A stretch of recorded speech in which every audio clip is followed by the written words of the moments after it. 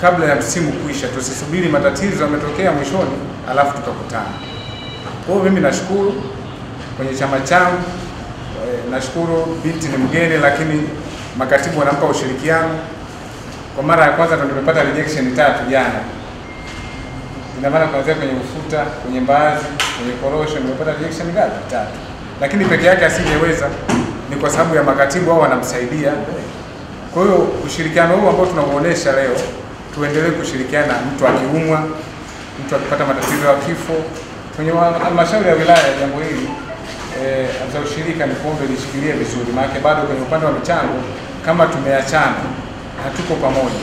Mimi nafikiri vikao vyetu hivi sasa itatuonesha dira, huenda ikani mfano kwa maeneo mengine. Mfano kwa upande wa Masasi peke yake kama sikosei, fedha ambazo zinaenda kulipwa ni karibu milioni 44. Ni fedha nyingi sana. Sasa unaona namna gani Masasi ilivyoibeba mambo. Kwa hiyo hapa pakifanya vibaya, huenda na maeneo mengine yakafanya vibaya. Lakini tukifanya vizuri inawezekana ikawa ni njia sahihi ya kufanya maeneo mengine vizuri. Lakini pia niwaombe viongozi wa mkoa, tunajua tuna ushindani wa kulipa. Ukilipa kwa haraka ndio unapata wateja wengi wa kuletea korosho nyingi. Lakini baadhi yetu tunasahau kufanya malinganisho, rejection ni nyingi. Rejection ndio zinatujazia watu. Japo tunashukuru nazo mnazifanyia kazi kwa haraka, lakini nafikiri muendelee kufanya uhakiki kabla ya kuleta na bei zenu hapo, kufanyia uhakiki wa kufanyia malipo pale. Maana rejection zinakuchelewesha, mtu mmoja anaweza akakusumbua akasababisha wewe kufanya kazi ya watu 300. Kwa hiyo mimi nawashukuru sana, niko pamoja na nyinyi, na Masasi kama unavyofahamu ni nyumbani, lakini kwa safari hii mmenifanya na mimi nilale usingizi. Mwaka jana mlipoona nilivuka Konda, watu walikuwa wanajaa hapa, simu likiwa kila mmoja. Bahati mbaya kwenye korosho kila mmoja anadai. Aliyolima anadai, asiyolima anadai. Lakini mimi naweza nikakudai wewe na wewe unamdai. Kwa hiyo sisi wote tuko katika mnyororo wa kudai. Kwa hiyo mimi niwashukuru sana, lakini pia tunawashukuru waandishi wa habari na nyinyi mnashiriki vizuri kuhakikisha mnatusemea vizuri kwa chama chetu cha mama. Lakini niwaambieni mambo tunafanya vizuri, lakini miongoni mwenu mlikuwa mnatusema vibaya. Lakini kwa safari hii naona mambo yanaenda sawa sawa. Kwa hiyo niliona nijitambulishe kwa sababu tunapokwenda huko kwingine ni mambo ya kitaalamu zaidi. Na kufanya tathmini kabla ya kufika mwisho wa msimu. Hapa sasa kila mmoja kama alikuwa na mapungufu kwenye eneo fulani ataenda kurekebisha. Vibaya sana kwamba mnakutana mwishoni, yani kwenye kulaumiana. Lakini vile tukawasimamie wajumbe wa bodi kule. Siku zote mimi huaga nasema kwamba sisi au nyinyi watendaji msitusikilize sisi. Nyinyi mtumie nafasi zenu za utaalamu. Mimi nafikiri kila mmoja amekula kiapo. Hivi kile kiapo kilimhusu mjumbe wa bodi? Sikilikuhusu wewe karani? Kwa nenda kasimamie. Kwa sababu wewe una weledi, una elimu na watu walivyokuchagua wakakuweka hapo wakiamini kabisa kwamba utaenda kukisaidia chama. Sasa ukimwacha mjumbe wa bodi akupeleke anapotaka yeye, siku na siku sisi tunakujua wewe mtendaji. Kwa hiyo kwenye changamoto zile zingine zote tuendelee tukarekebisha. Lakini mimi naamini kwa hatua tunaoenda nayo, Mheshimiwa Mrajisi na afisa kilimo kwa niaba ya mkurugenzi, kwa Masasi tunaenda vizuri, lakini kwa upande wa Nanyumbu pia tunaenda vizuri. Kwa upande wa Nanyamba kuna changamoto tu moja, ambayo pia tunakuomba Mrajisi ili katusaidie. Mizigo hii ya wakulima imekaa muda mwingi sana kwenye magari. Lakini hili lisihalalishe kwamba mwenyekiti alihalalisha pale, imekaa kwa muda mrefu sana kwenye magari. Lakini changamoto ya kuchelewesha kuanza kwa minada. Sasa kwa upande wa Nanyamba kuna changamoto kidogo. Kuna afisa ushirika pale, simsemi kwa ubaya, huyo bwana akipungua kilo 5 achakate malipo mpaka ujazie. Sijui unanielewa sijui. Yaani umepakia tani 35, alafu umetokea na changamoto ya kilo 5, kilo 20, 30, afanyaje? Achakate malipo. Sasa hivi nimemwambia Mrajisi na anaenda kulifanyia kazi na ameshaanza kulifanyia kazi. Lakini pia anasema anapita kihakiki steka kwenye store kwenye magala ya chama cha msingi. Sasa wakati huo viongozi huko wanachelewa kuchakata malipo waende. Sasa angalia upite kituo hadi kituo kwa kuhesabu hizo steka. Inatuongezea gharama kwenye AMCOS kwa sababu hizo AMCOS zote zina makisio yake na matumizi yake. Sasa unaposema ukahakiki store kwenye store kule steka kama kweli hizi zimetimia 50, nafikiri hii inatuangusha sana. Kwa upande wa Nanyamba kuna changamoto, mizigo mingi iko kwenye majumba, lakini kwenye magari ya chama cha msingi mimi najua Masasi viongozi wengi wa mkosi au mkosi nyingi zina magari. Twendeni tuwapeleke kule tukawasaidia wenzetu, maana hali sio mzuri. Kwa hiyo mheshimiwa, mimi nikifikia hapo nitoe shukrani zangu za dhati, tuendelee kushirikiana. Kesho mimi nitaondoka, mtakuja nyinyi, mimi nitabaki kama mwanaushirika mkulima. Nafasi hii haina mwenyewe, kesho utakuja wewe. Sisi tusiwe ni chanzo cha migogoro, tushikamane, tuwe kitu hiki kimoja. Ukija kutuingizia hapa mambo yako ya ajabu ajabu, sisi tunakushangaa. Na mara nyingi huwa tunasema sisi tunaingiliwa na wanasiasa, sijui muda mwingine tatizo sisi wenyewe. Wewe ukiona na jambo lielewi, unaacha kumpigia simu mhusika, unaenda tu kuandika kwenye mitandao. Kwenye mitandao kule tuko watu wengi, wengine sio wana ushirika. Tena na hili nikuombe kabisa kwa ushirika. Hebu twende katupuluni, mtu mwingine utakuta alisha muda wake ulishaisha muda mwingi, lakini kwenye grupu yupo. Tushirikiane sio wenyewe, tubadilishane mawazo. Mtu ambaye usiani na ushirika asiwepo, anatuharibia. Kwa hiyo mimi nawashukuru sana na nisema asanteni sana kwa kunikaribisha kwenye kikao hichi. Akaniambia, mkuu, kuna watu 600 au kuna watu 20 tu. Kwa hiyo akanipa logic kwamba ni kwa nini amepush yaende. Kwa sasa maelekezo yangu lazima kuwepo na two-way traffic. Si ndio?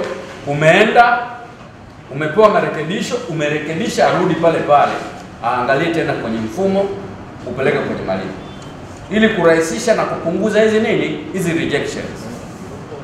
Si ndio jamani makatibu? Ni process ya kawaida, lakini nikawaambia kuna makatibu wengine wana emails. Si ndio? Anaweza akarekebisha akamtumia mtu wa benki kwenye email, hata asiende tena pale. Sawa? Na mtu wa benki atarespond, atajibu kwamba haya sasa endelea.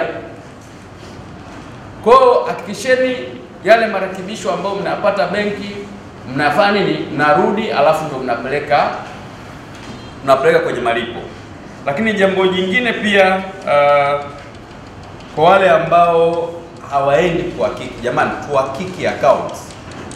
Kuna mtu mwingine haendi kuhakiki, ndio alikuwa anasema mtu wa Tigo hapa, na mtu wa benki kaniambia kwamba mtu anahakiki kwenye simu akaunti moja ya mkulima. Sasa una wakulima 600, utamaliza saa ngapi? Utatuchelewesha. Ukimtumia soft copy mtu wa benki, ana system kule, ana mfumo, akiingiza yale majina ndani ya dakika moja anapata hii na tatizo, ina shida.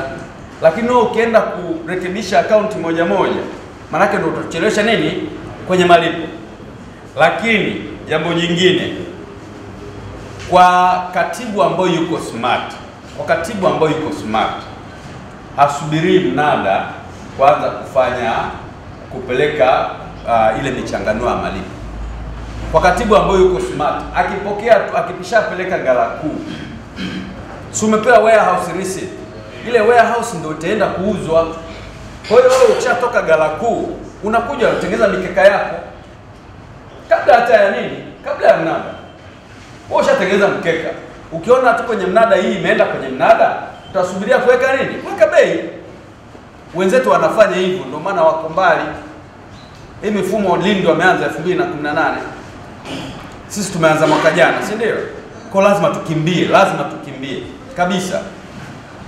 Yaani swala la kawaida kabisa kwa hakika. Yaani kama katibu yuko smart, yaani siku 3 ambazo tumempa za kuhakiki ni chache. Kwa sababu kuna siku ambaye mizigo umeenda ghala kuu, yeye tayari anazo ile orodha ya wakulima, kazi yake ni kuweka ile mikeka ili tuweze kuwalipa wakulima kwa wakati. Kwa hiyo hao ni maelekezo yangu kwa makatibu wa hakiki kabla ya mnada. Yaani ya mnada ameshahakiki paka account. Si anaweka bei ya mnada. Lakini kingine ambacho ni maelekezo yangu, Mheshimiwa Mwenyekiti, mimi nimekuja toka majuzi Masasi. Na mimi nikija, Mheshimiwa, natembea kidogo. Sawa? Kuna biashara nimeiona sio nzuri. Nimeona kuna watu wanunua gunia. Sawa? Na hii nitawaambia pia vyombo vifuatilie.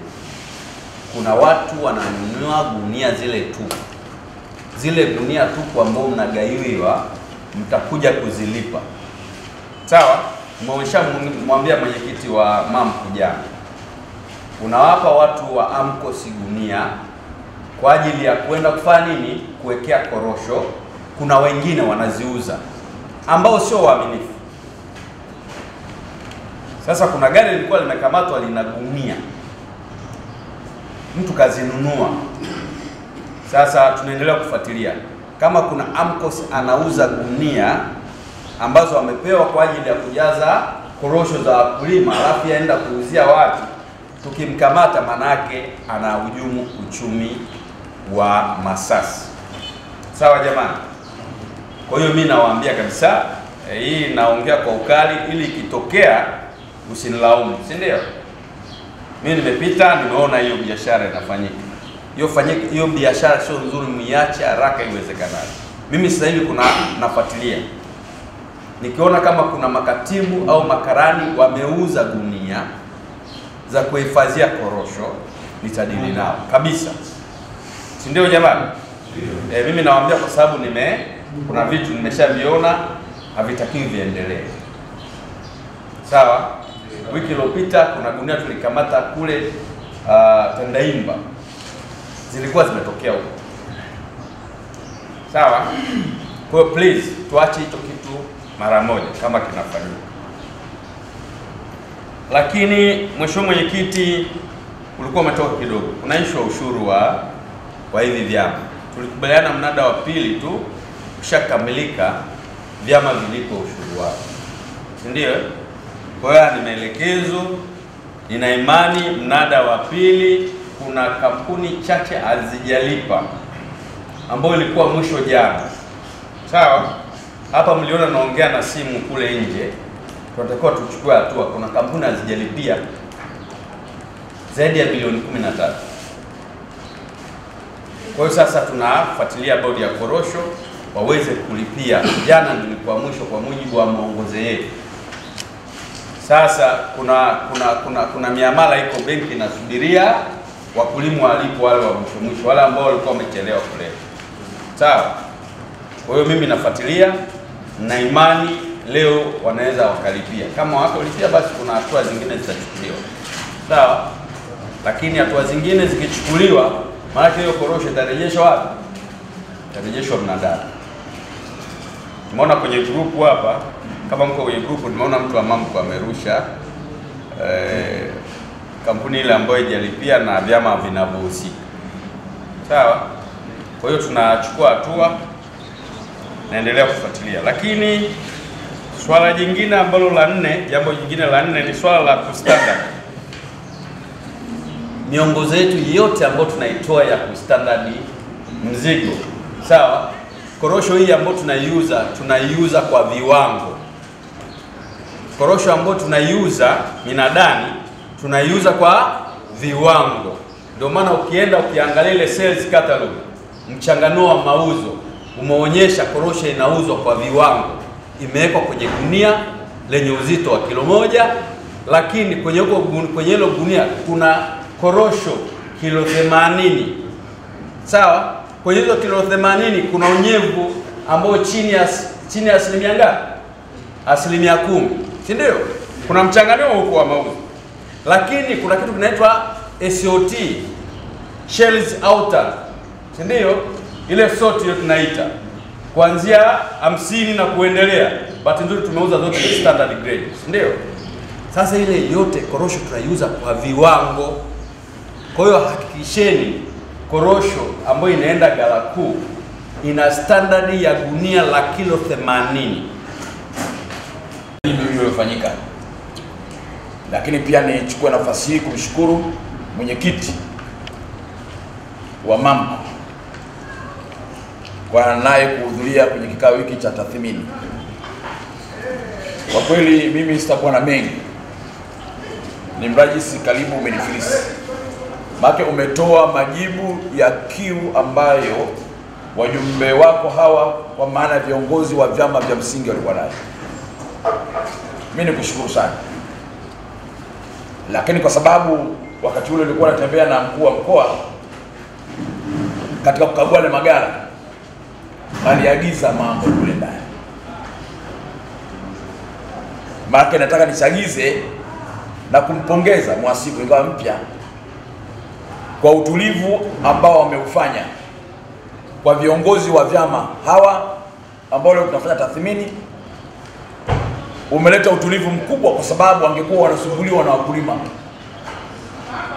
Lakini Mheshimiwa Mwenyekiti na timu yako kwa maana ya wahasibu, nikupongeze kwa kuleta utulivu kwa ofisi ya mkuu wa wilaya, kwa ofisi ya mkurugenzi pamoja na wataalamu wake, kwa maana ya mkurugenzi, kwa maana ya idara ya kilimo, mifugo na uvuvi, hao ambao siku zote hawatulii. Mwaka jana kama walivyosema kulikuwa na changamoto ndogo tu, ni kwa sababu ya uzoefu. Lakini angalia Mheshimiwa Mwenyekiti ulioishika hiyo changamoto mwaka jana. Sasa hizi ni tulivu. Yaani Mheshimiwa Mwenyekiti namuogopa na kuogopa, naona kama una degree zote umemaliza. Lakini afisa ushirika akasema kwenye kuongoza vyama vya msingi wala uhitaji kuwa na madigrii mengi, ni uaminifu humo ndani unatakiwa, si ndio? Uchapa kazi unatakiwa humo ndani, ndio? Na ndicho ambacho kwa namna moja au nyingine umekionyesha Mheshimiwa Mwenyekiti wa Mangu. Tunakushukuru sana mrajisi, umeleta makatazo makubwa. Mimi nasema pamoja umeanza kuchukua hatua, lakini vyombo vyenye kuhusika na kusimamia sheria na kutoa adhabu kwa watu hao ambao wamekiuka kuhujumu, baki ni hujumu uchumi wa nchi. Magunia ambayo yanahifadhi korosho za wakulima, na kwa wasiojua wanaweza kufikiri jambo dogo, lakini sisi ambao tumezaliwa na korosho, tumesomea korosho bila kifungashio, maana yake ni mtihani mkubwa sana huo. Na miaka ya nyuma, Mheshimiwa Mwenyekiti, wewe ulikuwa shahidi, na afisa ushirika mbobevu Mr. Sudi, unajua mradi katika mambo ambayo ilikuwa ni changamoto kubwa, magunia. Tulikuwa tunaazimana magunia, toa chama hiki peleka kuanzia wewe iko nakupa mawili, yani ilikuwa kero. Sasa leo anatokea mtu anajaza gari anakwenda kuuza. Hapo mrajisi, ninakushukuru kwa kuchukua hatua za awali, lakini naendelea kupiga pini. Sisi watu wetu hawa bila mambo hayo ya kupiga pini, piga spana, hawatoboki. Tutakuwa na watu wa ovyo ovyo hivi. Kwa hivyo nikushukuru sana. Lakini nikushukuru kwa maana ya changamoto ya mizani, Mheshimiwa Mwenyekiti wa Mamku, kwa sababu yeye ni mdau mkubwa na msimamizi katika muungano ule mwa vyama tuseme ambavyo wanashughulika na mambo ya manunuzi. Jambo hili nafikia tena kulipeleka kwa namna mnavyojua, hata mrajisi pia imekuwa keo, na mimi ni declare interest hapa, ingawa ni mwenyekiti mkuu wa idara ya kilimo, lakini ndani ya halmashauri yetu ya Masasi kuna mradi mkubwa wa ghala letu. Ghala lile, makatibu, ninaomba nitangaze kwamba lile ni ghala lenu,